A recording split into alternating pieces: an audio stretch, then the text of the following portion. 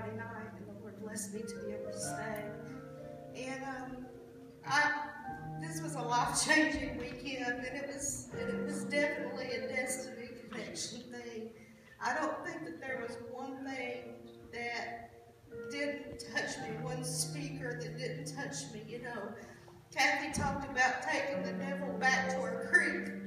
When the enemy tries to defeat us, to take him back to that creek where our victory was won, and there may be more than one creek, but we can take him back there and remind him.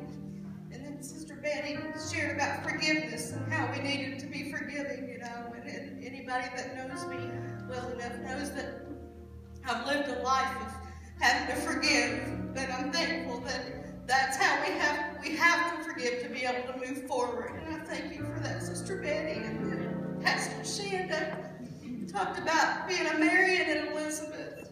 And I've always thought of myself as the Mary.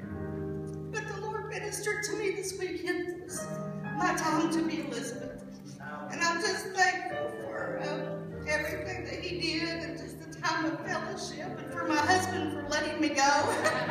You know, we all have lives and families, but it's always good just to get away with women and have that time that you can be honest and open and receive things. Amen. Yes, give our husbands a hand too, ladies, for letting us out of the house this weekend. Well, on Friday when we met here to leave, I didn't think we was ever going to get to leave, because those who are married and have spouses or significant others were out in the parking lot kissing forever. And you know, we're just going to be for one night, you know. But it was a little over an hour before we got to leave, before they finally unhooked. She's talking about Jeff and Sheila, y'all. And it really happened. But once we got there, I didn't go expecting anything, because I've dealt with a lot of emotions the last 7 years. And I've been lost, and I've been in the pit of hell. And my father was a minister, and I don't know where I'd be today, because I listened to so many of you and how you grew up. I don't know where I'd be if I didn't have that Christian foundation. But I can tell you,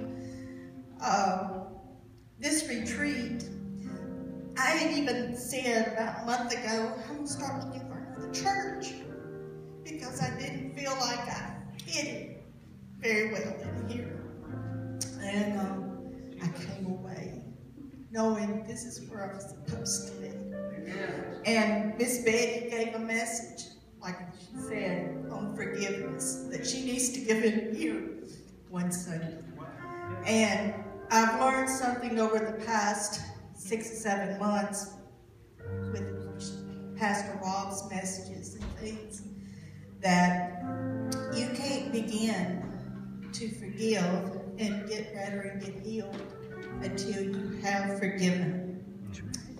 And I know that in my family's been all torn up for the last 7 years. And it's all been because not what happened. Matt knows. My husband was murdered here in town. But it was me that carried on to be sad, to be withdrawn, to be mad, to be angry. I was mad at everybody. I was mad at God. And I kept searching for a church home to try and get help. But for 3 or 4 years, I didn't darken the door at all. And I came here last year, the day of first service, with my mother, who had been going to Fireplace Fellowship. And she loved the pastors here. And she said, I really think you ought to try there. And I came here, and it was some 6, 7 months later that I finally began to release my anger. And I have totally released that. This year is going to be a new beginning for me. My family life is different. My family is happier now, because I guess they see me happy. And I'm ready to move on with my life. And I know that God has brought me here for a purpose. I don't know what yet, but I know I've gotten healed. And it's kind of like a song it's called Without Him. And this morning, every song that was sung it was one of my husband's favorite songs, and he'd be in the aisle jumping and shouting. But there's a song called Without Him, Where Would I Be? I would be like a ship with no sail, without Him. I'm telling you, you can't make it in this life, especially today, if you don't have Him and hang on to Him. And I'm hanging on to Him, hanging on to these people, because these people here love you. They love on you. It doesn't matter where you've been, what you've done. That's in the past. This is the future. Amen. And I didn't pay her to say that, Mom. I'm just saying. We come highly recommended this morning. Christine, you have something real quick. 30 seconds. This woman is wild, y'all. I found out this weekend. She stayed up with us during Girl Talk, which was supposed to start at 10. But because the Lord moved, it didn't start till midnight, and we went to 3. So pray for me this morning. I was sitting there in the chair, and I don't like to talk in front of people, but I felt like the Lord told me when He does something for you and blesses you, that, well, we know He's supposed to get the credit for us, nobody else. I mean, the teachers and the people around us and everybody, help us to get there. But God is the one that does the healing and all the loving. And I had thought that I had dealt with stuff here because, thanks to the Lord, I went through depression for 12 years. And I never got out of the house for months at the time. I just ate what was in the house. I didn't care. I didn't need to go out in my yard because I just didn't want to live. I'd look out the window at the lake and I'd say, God, you brought me here to keep me alive. But because of just seeing something that brings life to me that you made, that's why I'm here. And I know you're going to bring me out of it. And I kept on and on trying. And God and the devil would say, you need to kill yourself today. And he even had me thinking of the ways to do it.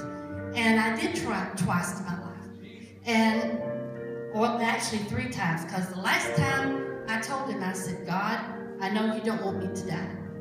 And because you saved me 3 times, I'm not ever going to do it again. And he really tried for the last 5 years. But God healed me here. And He took depression completely away from me. I mean, completely. I walked out here, been home. I haven't been back in bed, hardly even at night, much less the daytime. And I have just been alive. But I haven't been. And Pastor Shanda said that we need sunshine. And when she said that, I just broke down. I mean, I was crying like everything, and I didn't know why. And all the ladies got to go up there and get prayed for whatever. And I was slain in the Spirit for the first time since I was a child. And I mean slain in the Spirit. I laid there, I don't know how long. It seemed for hours. And I tried to get up. I literally tried to get up 4 times, and I could not. Because about the time I tried to get up, God would just put it on me again.